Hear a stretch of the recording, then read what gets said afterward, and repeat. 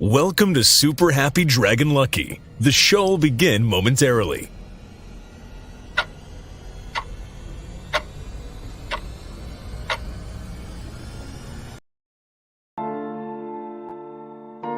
But why, some say, the moon?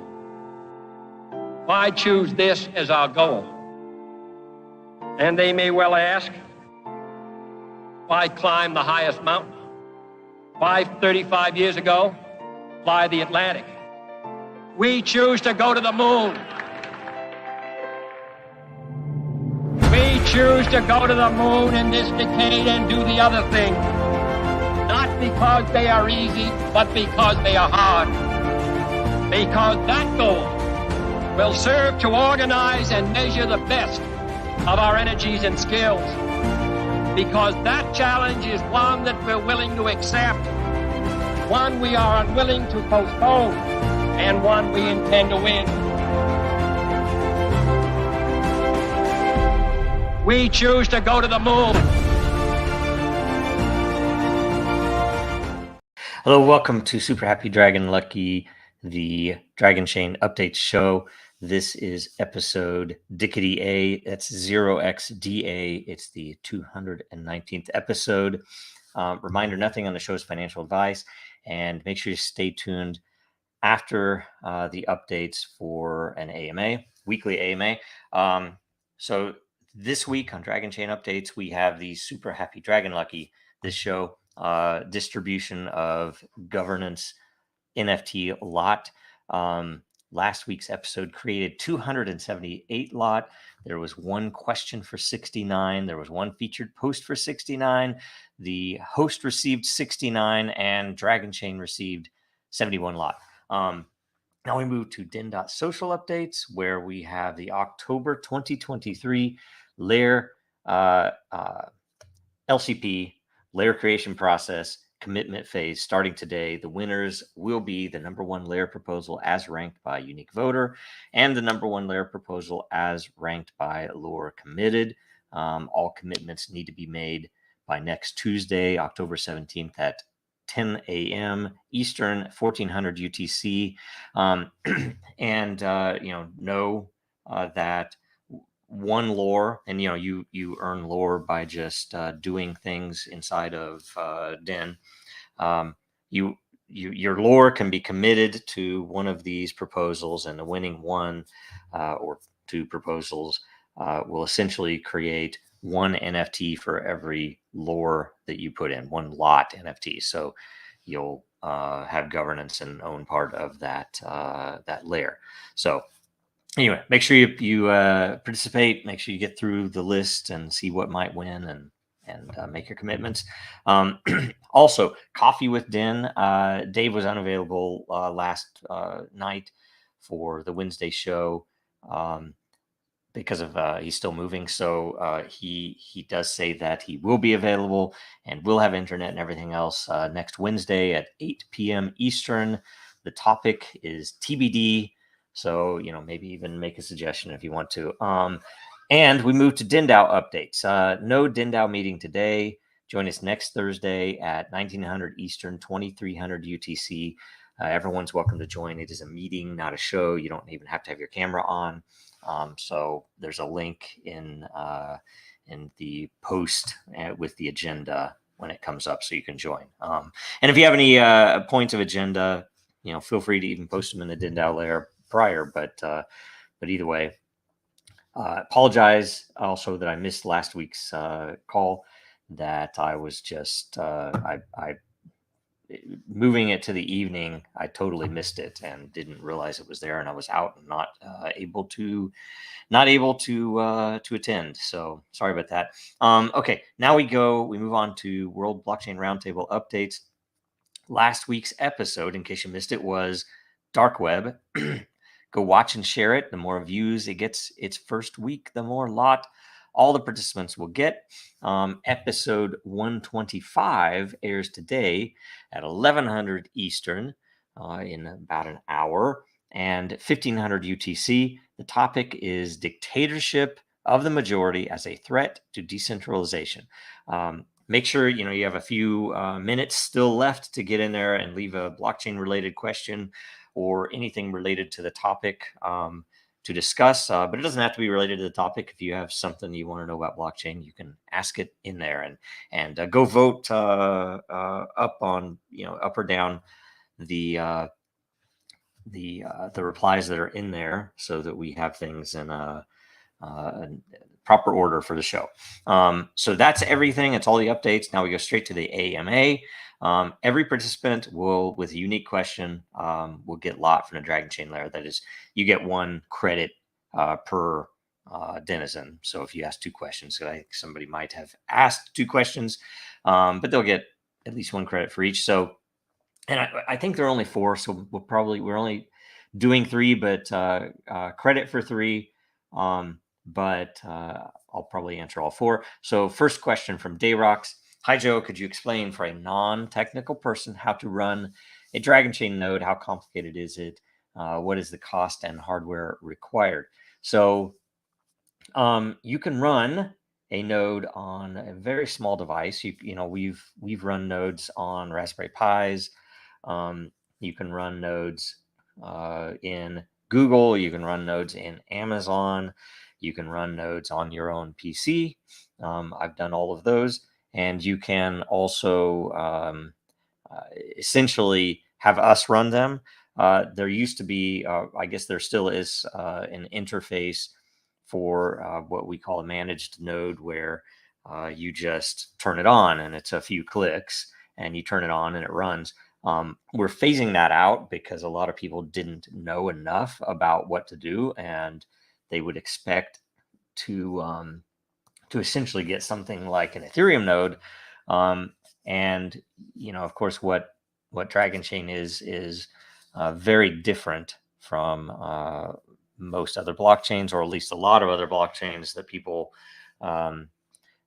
hear about all the time from tech press.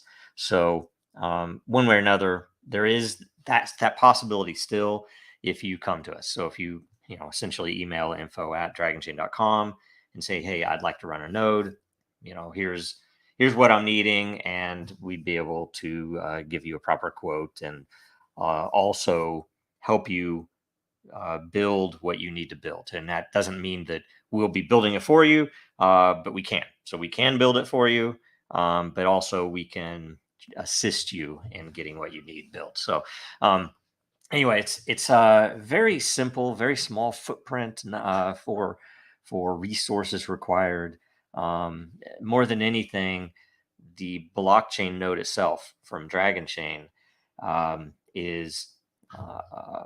uses a very small amount of resources, and the intent is for that footprint to be very small, whereas what you're actually building is going to dictate the resources that you really need. You might build some systems that need a lot of RAM, or need a lot of storage, or need a lot of network bandwidth, or who knows what else.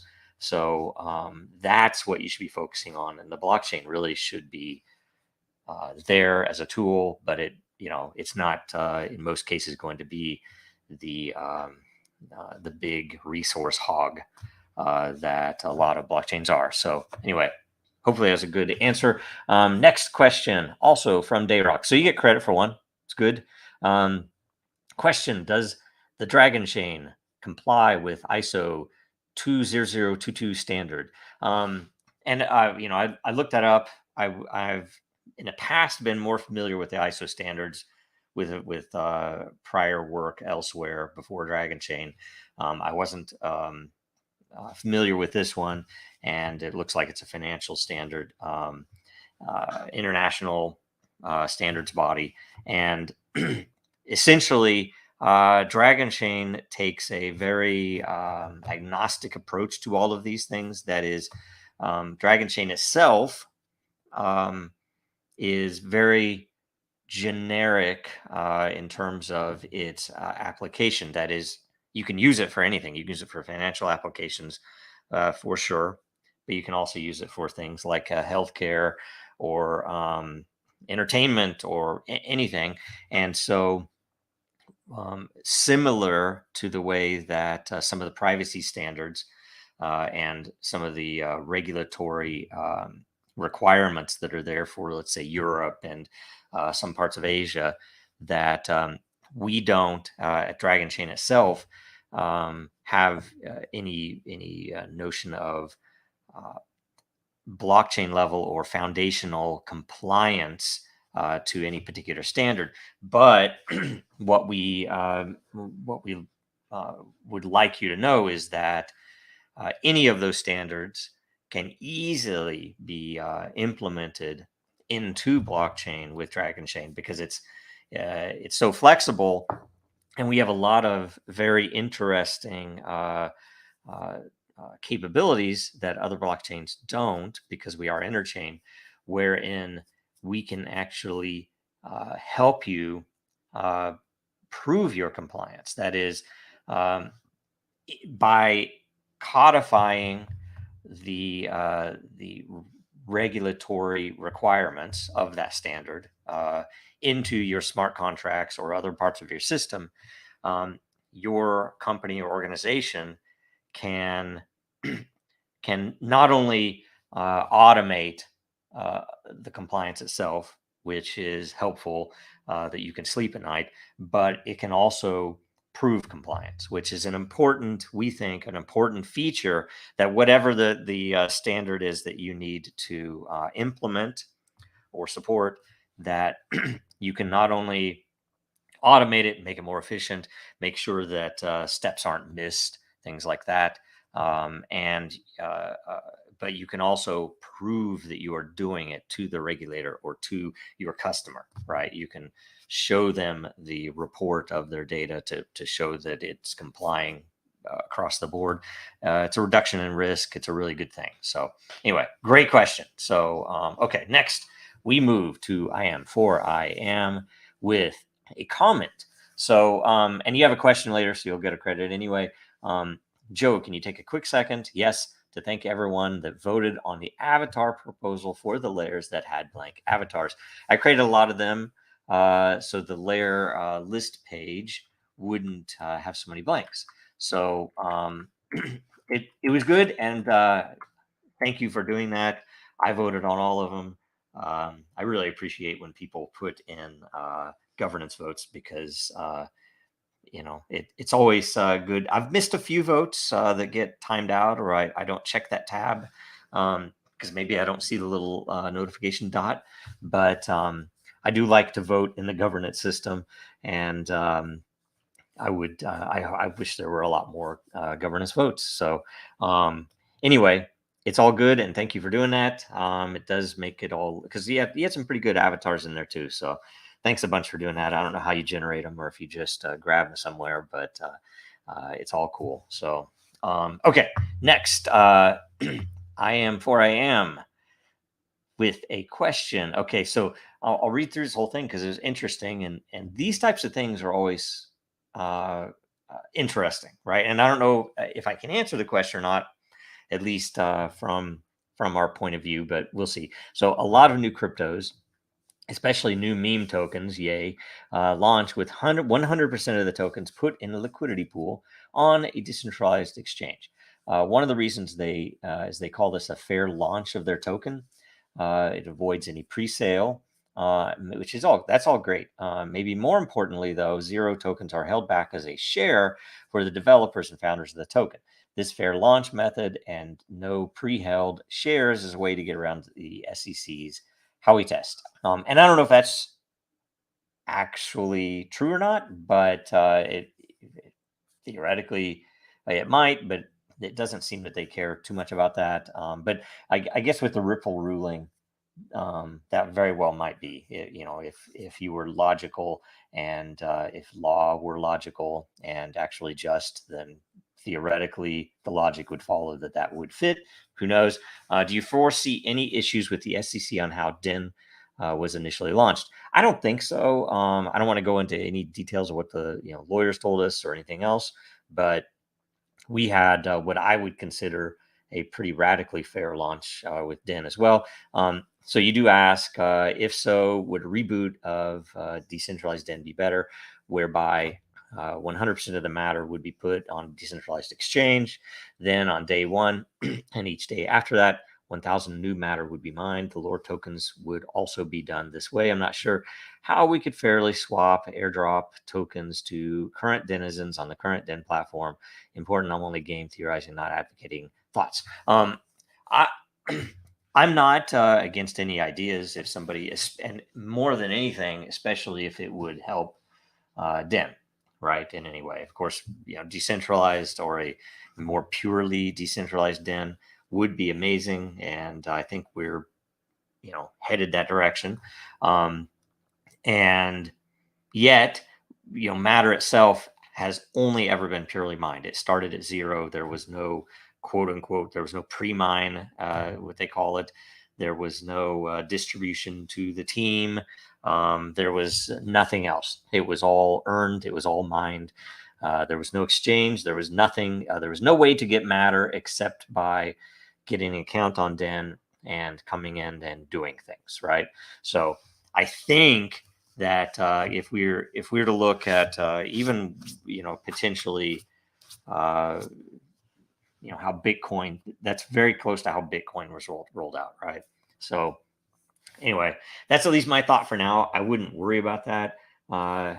Again, more than anything, I would look at putting behavior liquidity pool in place, and frankly, maybe that would be the proper way to add to your point. If we were to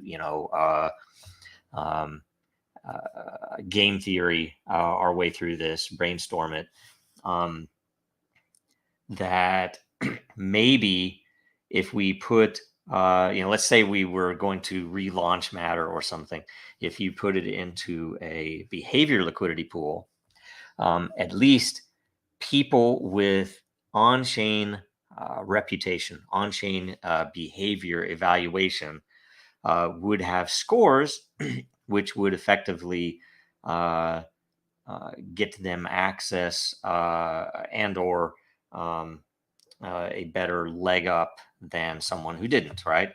So, and the reason I even say that, because when you say fair, or when they say you did, but when they say fair launch by putting it on a DEX, I mean, it's an interesting point. If you look at the world as a, if I was a purely, totally naive person, I said, well, I mean, totally sounds fair because it's there. Yet,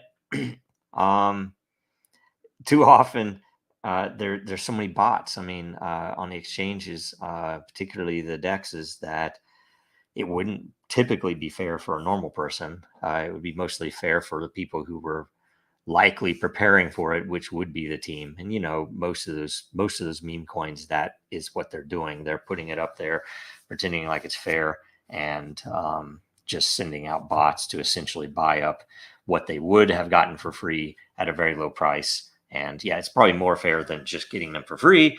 But there's still probably a lot of manipulation at hand. So anyway, great question. So I will now, let's see here. I lost my place. Okay. So now we have featured content from Dayrox again. So good work again. It is on Denizen Roles. Make sure I've voted on it. Go in there and vote on this. Get Dayrox some more energy to keep producing a lot of these Den promotional videos and other things. So thanks a bunch, Dayrox. And in closing, so that's everything. Make sure you go get some Dragonchain and Den merch at dragonchain.store. Make sure you contribute to Dragonchain's legal fund if you are able at legalfund.dragonchain.com. And watch Super Happy Dragon Lucky next week at 10 a.m. Eastern, 1400 UTC. Make sure you watch the roundtable, World Blockchain Roundtable, in about 40 minutes at 1100 Eastern, 1500 UTC. And follow Dragonchain, Real Denizens, and Jojo Row everywhere: Twitter, LinkedIn, Den.social. And make sure you like, comment, subscribe, and share, please, the show. Thanks so much. Bye.